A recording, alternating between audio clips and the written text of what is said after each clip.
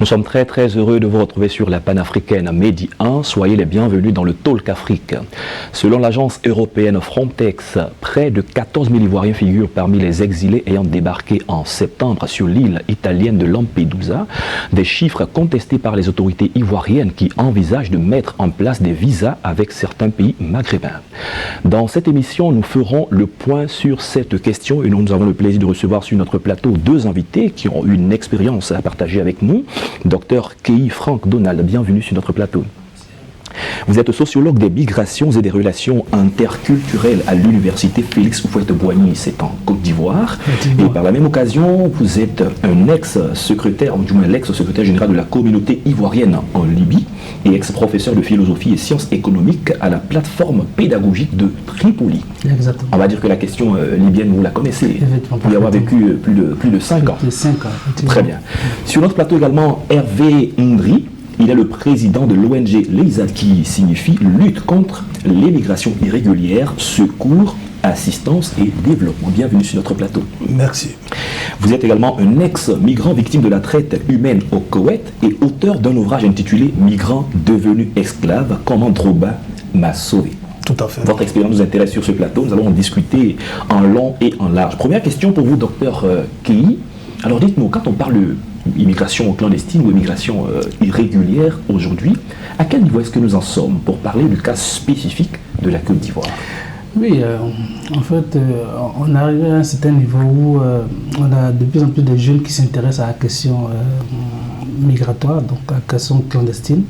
Parce qu'il faut savoir en réalité qu'on a eu, dans la perception des jeunes, il y a eu cette démystification du voyage vers l'Europe. Parce qu'avant, ils voyaient les grands frères aller en Europe par avion, mais aujourd'hui on a la facilité de pouvoir relier l'Europe de façon terrestre. Et donc de cette démystification, on va voir que ces différents jeunes vont plus ou moins copier ou même imiter cette tendance-là afin de pouvoir regagner l'Europe. Voilà. Et tenter l'aventure. Voilà, effectivement, c'est un premier point. Deuxième point, au-delà de l'imitation, on va aussi constater que parmi ces jeunes, il y a plein de jeunes qui sont des footballeurs, par exemple, qui vont plus ou moins tenter les expériences en Europe et tout ça. Bon, pas en Europe, mais dans le pays Maghreb, mais qui vont se caler au niveau du Maghreb. Et donc, cela va plus ou moins gonfler le nombre, donc accumuler le nombre de migrants sur ces différents côtes-là. Surtout au niveau de la Tunisie et de l'Italie. Pardon, de la Libye, en fait. D'accord, très bien. Alors, Hervé Ndri, pourquoi est-ce que vous créez une ONG? Vous aviez cette vision de la création d'une ONG avant ou juste après votre retour au pays? La création de l'ONG LEISA n'est pas un fruit au hasard. Il faut dire que c'est après mon expérience amère que j'ai connue au Koweït. Et c'est lorsque je suis rentré en Côte d'Ivoire que j'ai décidé de mener ce combat avec des amis. Parce que nous nous sommes dit, écoutez, c'est une réalité qui est là. Il faudrait qu'on en parle, sensibiliser et aussi voir ce que nous pouvons faire pour secourir des victimes et les aider non seulement à retourner volontairement dans leur pays, mais ce qui serait intéressant pour ces jeunes qui reviennent aussi, il faut quand même leur trouver quelque chose à faire chez eux au pays. Donc c'est après mes aventures au Koweït que nous avons décidé de mener ce combat-là. D'accord. Quand certains jeunes vous écoutent, certains jeunes vous regardent, est-ce qu'ils ont une prise de conscience? Est-ce que certains d'entre eux ne se disent pas « on n'avait pas eu la chance, on n'est pas parti du bon côté, d'autres réussissent », donc est-ce que c'est pas comme ça que c'est perçu par certains? Certains le disent. En réalité, il faut dire que nous avons quand même sauvé pas mal de jeunes. Parce que pour moi, la migration irrégulière aujourd'hui, c'est pas manque d'informations véritables, manque d'informations réelles. D'autant disent que l'Europe, c'est l'Eldorado, il faut forcément partir pour gagner sa vie là-bas. Et sans oublier des amis qui ont réussi à traverser la Méditerranée, qui se retrouvent aujourd'hui en Europe, qui ne cessent de prendre des images et les balancer sur les réseaux sociaux pour attirer ceux qui sont au pays ici, pour les faire rêver. Donc, ceux qui ont réussi à traverser ne disent pas clairement ce qu'ils ont vécu et ce que ceux qui vont tenter de partir vont vivre. Donc nous qui avons eu l'occasion et la chance de retourner vivants, pourquoi ne pas dire la vérité, mettre la lumière sur cette question-là. Donc pour ma part, je pense que le message que depuis nous essayons de véhiculer durant les 5 années, quand même il y a eu un résultat positif, un impact positif sur la population, tant bien que d'autres essaient de forcer, d'aller, mais les mêmes personnes, lorsqu'elles sont bloquées dans des pays de transit ou qui se retrouvent face à ces réalités qui avaient reçu auparavant, ils nous appellent pour dire effectivement, vous nous avez dit la vérité, mais malheureusement on a voulu forcer, mais là nous sommes arrivés, c'est compliqué, aidez-nous à retourner.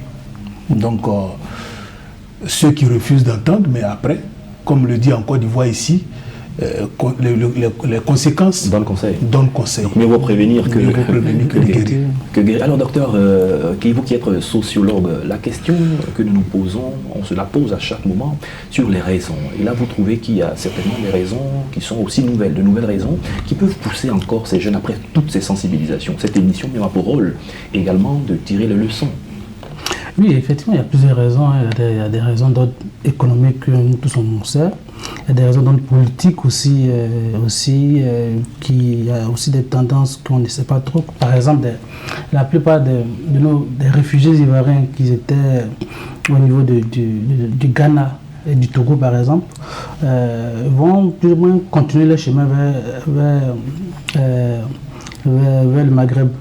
Et aussi, lorsqu'on descend au deuxième niveau, on a des conséquences, des causes qui sont liées à des représentations sociales. C'est-à-dire, on a des imaginaires sociaux. C'est quoi les imaginaires sociaux? C'est le fait que, lorsqu'on prend le cas des brouteurs, par exemple, les brouteurs, dans leur perception, ils ont... Brouteurs, pour nos téléspectateurs, les brouteurs, en fait, ce sont des cybercriminels. Des cybercriminels, on va essayer de faire juste le lien entre cybercriminalité, pratique fétichiste et migration, par exemple. Okay. Vous allez voir que dans la représentation des jeunes en Côte d'Ivoire, les plus riches, c'est d'abord des footballeurs, et puis après les cybercriminels, et puis voilà.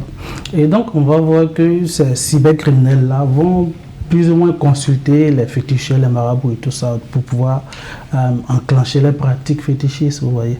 Parce que dans les pratiques, ils veulent anarquer les Occidentaux. Okay. Et donc, dans les deux pratiques, donc la cybercriminalité et dans les amours, on a deux visions. La première vision, c'est quoi? C'est que dans la cybercriminalité, on migre virtuellement pour aller anarquer. Okay. Et dans le broutage, on migre mystiquement pour aller anarquer. Vous voyez un peu. Et donc, lorsque j'étais en master, par exemple, j'ai fait un master sur les amours, il y a un féticheur qui me disait dans mes entretiens que lorsque les brouteurs viennent consulter, par exemple, il a dit que pour pouvoir réussir la pratique, il disait aux brouteurs, donc aux cybercriminels, que pour que le génie africain plus exécuter, c'est-à-dire la possibilité de pouvoir convertir l'esprit occidental, il fallait qu'on fasse ce sacrifice pour que les génies africains puissent se déplacer pour aller vers la Méditerranée, pour demander la permission aux génies européens pour aller convertir la conscience de l'individu qu'on veut anarquer, donc l'occidental. Donc vous voyez un peu. Et donc cet imaginaire social beaucoup entretenu dans la conscience de ces jeunes-là vont plus ou moins conditionner leur comportement. Vous voyez un peu. Et donc, lorsqu'on aura cette politique répressive contre les brouteurs, par exemple, et qui vont plus ou moins s'enfuir pour aller se réfugier dans les pays limitrophes, donc Mali et Togo, et ces individus n'auront plus la capacité de pouvoir anarquer. Et donc, ils vont utiliser cette vision-là, cette perception-là, des féticheurs-là, qui est le fait que les génies se déplacent. Vous voyez un peu. Et donc, ils vont se transformer en génies et matérialiser cette perception-là pour aller traverser la Méditerranée. Donc, il faut savoir que dans la dimension migratoire, on a une dimension religieuse qui n'est pas fortement mise en avant. Mais qui n'est pas forcément la portée de tous, la compréhension de tous. Effectivement, parce que la plupart sont des jeunes, ce sont des jeunes intervalles de 15 jusqu'à 30 ans qui sont là. C'est vrai qu'il y a aussi des gens âgés, mais c'est plutôt la jeunesse qui est beaucoup soumise à cette pratique-là, vous voyez un peu. Donc il y a d'autres causes aussi, comme voilà, le modèle de réussite, par exemple, les modèles de réussite sociale, par exemple, on a des personnalités politiques qui ont plus ou moins fait donc l'aventure et qui ont réussi à se réinventer. En Côte d'Ivoire, on a des personnalités culturelles qui souvent montrent les diplômes même à la télé pour montrer qu'ils sont aussi... Donc, tout ça, ça influence, même les influenceurs, vous voyez un peu, qui sont là-bas et qui influencent ici. Et donc, toutes ces représentations-là font que les gens aussi se disent qu'ils sont encore mieux. Et il y a la dimension aussi du football, par exemple. L'équipe nationale, à 99% sont que des individus qui jouent dans les autres championnats. Et donc, on ne laisse même pas la possibilité aux jeunes, c'est-à-dire aux locaux, de pouvoir intégrer l'équipe nationale, par exemple.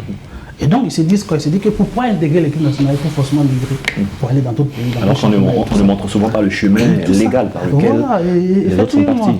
Et donc, tous ces paramètres-là concourent aussi aux prises de décision pour pouvoir migrer aussi vers la Méditerranée. Et donc, l'individu se dit, quoi qu'il se passe, il faut que je fasse tout pour y être. Alors, vous qui avez vécu aussi dans ces situations parfois un peu difficiles, est-ce qu'aujourd'hui, avec toutes les images qu'on voit, des migrants qu'on prend au bord de l'eau, certaines personnes qui ont perdu la vie, il y a encore des candidats conscients, prêts à braver encore ces situations pour vous?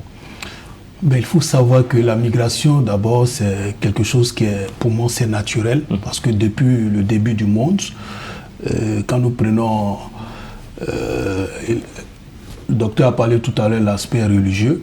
Quand nous prenons le Coran, nous prenons la Bible, c'est écrit quelque part, voilà, qui est écrit quelque part que Dieu disait à Abraham, lève-toi et va dans un endroit que tu ne connais pas. Va, c'est de là-bas que tu vas t'enrichir. Et Abraham a écouté le message et Abraham est parti et Abraham s'en est sorti de l'endroit où il n'était pas chez lui. Okay. Donc aujourd'hui, dit que la migration va prendre fin, c'est devenu m'asseoir ici et vous naguer.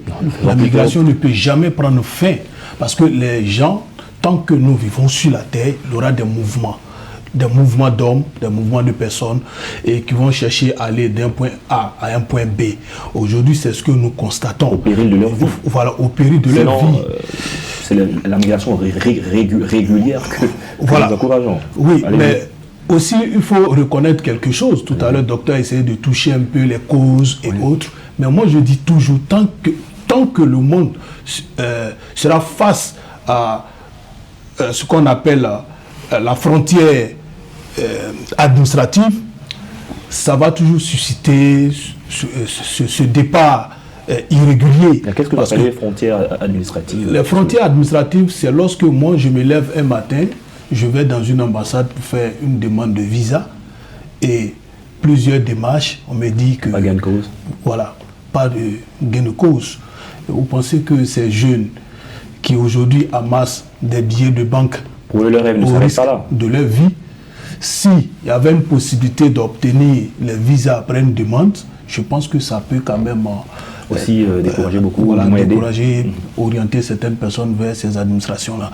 Donc moi j'appelle ça les institutions, les frontières institutionnelles. Okay. Voilà. Donc disons la vérité que la migration ne peut pas tout d'un coup prendre fin comme ça, parce que le monde lui-même aujourd'hui, le monde bouge. Avec tout ce que nous constatons, tout ce que nous voyons, changement climatique, nous voyons des effets de guerre, et par-ci, par-là, dans les pays, même aujourd'hui en Europe, les gens bougent pour aller chercher le mieux-être ailleurs. Donc tout ce qui part, moi je ne pense pas que c'est seulement pour aller se faire voir ailleurs, mais c'est quelque chose qui les pousse à sortir de là où ils sont. Avant, quand nous prenons l'histoire de la Côte d'Ivoire, les années 90, il y a des pays tels que l'Italie même d'ailleurs, il n'y avait pas de problème de visa entre nous et ces pays. Mais combien de personnes quittaient la Côte d'Ivoire pour aller vers ces pays européens? C'était difficile parce que moi-même, j'ai des grands frères qui ont voulu partir dans les années 90, mais ton père te dit, écoute, quand tu regardes la plantation de cacao que je possède, avec des tonnes de récoltes, tu vas laisser tous ces héritages pour aller souffrir ailleurs, je ne peux pas admettre cela. Et avec toute cette réalité-là, ces jeunes savent très bien que, quand même, étant ici, tant bien que c'est dur, mais on arrivait à vivre tranquillement. Mais depuis que la Côte d'Ivoire a connu des histoires de crise qui se répètent chaque fois, chaque 5 ans on dit à élection, les gens ont peur, tout ça va aussi amener les gens à bouger, à aller chercher de quoi pouvoir vivre mieux ailleurs. Donc il y a beaucoup de causes fondamentales aujourd'hui qui amènent les gens à quitter leur territoire. D'accord, toujours au niveau des raisons qui motivent les déplacements, les migrations, surtout pour les questions professionnelles. Il est démontré que certains pays européens ont une crise de l'emploi qui est telle que certains viennent chercher de l'emploi en Afrique. Alors vous qui avez vécu en Libye, en tant que secrétaire général de l'association de la communauté ivoirienne qui y vit, quelles sont les conditions dans lesquelles vous avez vécu et qu'est-ce que vous faites ou qu'est-ce que vous avez fait pour ceux qui venaient vous rejoindre, par exemple les Ivoiriens et d'autres communautés? Il faut savoir que la Libye, c'est un pays de confinement. Voilà. Parce que c'est un pays en guerre, en crise. À chaque fois, il y a des conflits intermittents à répétition, surtout les jeudis soirs. Parce qu'il faut savoir que là-bas, les vendredis sont les jours de repos. Donc, chaque jeudi soir, on s'attend toujours à des conflits, à des combats entre milices, armées, soit à Tripoli ou aux alentours de Tripoli. Et donc, ce conditionnement structurel poussait les habitants et les migrants aussi à développer des stratégies en fonction, vous voyez un peu. Et donc, ça fait qu'on a plus ou moins décidé de pouvoir se réunir virtuellement, donc à travers le groupe WhatsApp. Ouais. Et on a créé un groupe WhatsApp qui nous permet de pouvoir nous partager des informations autour du logement et tout ça. Ça, c'est le premier point. Le deuxième point, il faut savoir que la Libye aussi propose plus ou moins des opportunités d'emploi. Et ça, c'est aussi vrai. Voilà. Surtout pour les migrants, parce que c'est un pays qui était en construction. On a aussi le niveau économique, le niveau social qui est développé. Voilà, les gens sont plus ou moins bien logés et tout ça. Plus ou moins parce qu'il y a les anciens migrants qui sont mieux logés parce qu'ils ont réussi à s'intégrer à travers le fait de pouvoir maîtriser le langage libyen, aussi la dimension religieuse aussi, le fait d'être aussi musulman aussi, ça compte aussi. Et puis le fait aussi d'avoir un travail décent. Ouais, maintenant, la seconde vague des migrants, ceux qui vont venir après, donc après la crise, surtout après la crise des migrants de 2015, là, c'est eux qui auront les difficultés d'intégration en Libye. Vous voyez un peu, ils sont parqués dans les foyers et tout ça. Et ils sont surexploités et par les anciens migrants et par aussi la société, compte tenu du fait qu'ils ne maîtrisent pas et le langage arabe et tout ce qui va avec. Ouais, un peu. Et donc c'est un peu ça. Et donc dans tout ce système-là, la société, donc l'association des Ivoiriens, elle va plus ou moins présenter des prestations communautaires pour pouvoir aider les migrants à travers les cotisations communautaires, à travers, par exemple, des personnes qui meurent parce qu'il y a plein de décès là-bas, plein de décès de nos frères parce qu'ils sont soumis, par exemple, à des alimentations qu'ils n'étaient pas habitués auparavant. Et donc, ça fait qu'ils ont des maladies comme la tension, le diabète et tout ça. Premier point. Deuxième point, il y a d'autres aussi qui succombent aussi parce qu'ils deviennent fous. Vous voyez un peu. Au moins, on peut estimer à 1 ou 2% des individus de la communauté qui deviennent fous, compte tenu de la pression sociale, des images choquantes qu'ils voient. Et dans les prisons, et sur la Méditerranée, qui font qu'ils voilà. Et aussi, voilà, troisième point, voilà, c'est un peu ça. Donc, cette difficulté-là fait que les gens, donc les migrants, ne veulent même pas aller, c'est-à-dire dans les centres de santé, dans la mesure où la société libyenne perçoit les migrants, notamment subsahariens, comme des porteurs de maladies telles que le sida. Et donc, ils confondent paludisme et sida. Et donc, ça fait que les migrants n'ont pas confiance aux institutions sanitaires et qu'ils restent à la maison, ils meurent en silence. D'accord, très bien. La question de la réinsertion des migrants de retour. Alors, comment ça a été possible pour vous? Parce que bien des fois, certains ont honte de revenir quand on sait dans quelles conditions parfois ils sont partis. Pour eux, c'est une humiliation. Ils préfèrent rester ou se cacher. Comment est-ce que vous réussissez à vous intégrer au point de créer une ONG aujourd'hui? C'est une très belle question. Il faut dire que quand je suis rentré en Côte d'Ivoire, ça n'a pas été facile. Ça n'a pas été du tout facile parce que d'abord, faut parler du retour. Comment je rentre en Côte d'Ivoire? Je pars avec un passeport. Et vu que c'est des pays, dès que tu arrives, on récupère ton passeport et on te prive de tout ce qui est document administratif.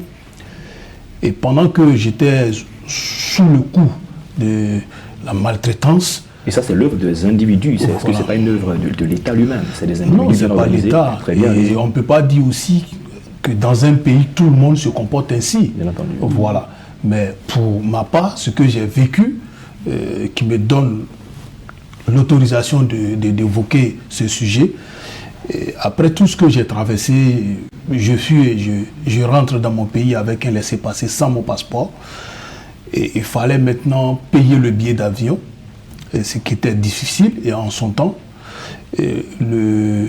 l'État coïtien payait les billets d'avion pour des personnes qui se retrouvent dans des situations comme la mienne. Je rentre chez moi sans passeport, avec un laissez-passer délivré par l'État de Côte d'Ivoire. Et depuis l'aéroport, la police de Côte d'Ivoire, la police migration ivoirienne m'a écouté. Je suis allé même à la DST avec la police pour témoigner. Et ensuite, on me libère, je rentre chez moi. Il faut dire que tout à l'heure, vous avez parlé de ceux qui ont honte de venir. Effectivement, pour des gens qui travaillaient soit au pays ici, vous avez peut-être une bonne situation et demain vous entendez parler d'un autre pays qui peut vous offrir mieux que ça et arriver là-bas, vous retournez brédouille. Tout le monde n'a pas le courage de revenir dans une telle situation. Mais moi, j'ai eu le courage de retourner. Et j'arrive, il faut recommencer tout à zéro. Il faut avoir aussi des gens qui vont comprendre que vraiment, là où tu es parti, ce n'était pas l'Eldorado, mais tu as vécu quand même des calvaires, des difficultés. Donc, on doit t'aider à pouvoir trouver quelque chose à faire. Moi, d'abord, je dis merci à ma famille, parce que c'est grâce à ma famille que j'ai eu le courage de rester encore en Côte d'Ivoire. Quand je suis revenu, malgré tout ce que j'ai vécu là-bas, j'ai traversé, j'arrive, il fallait maintenant chercher une activité à faire.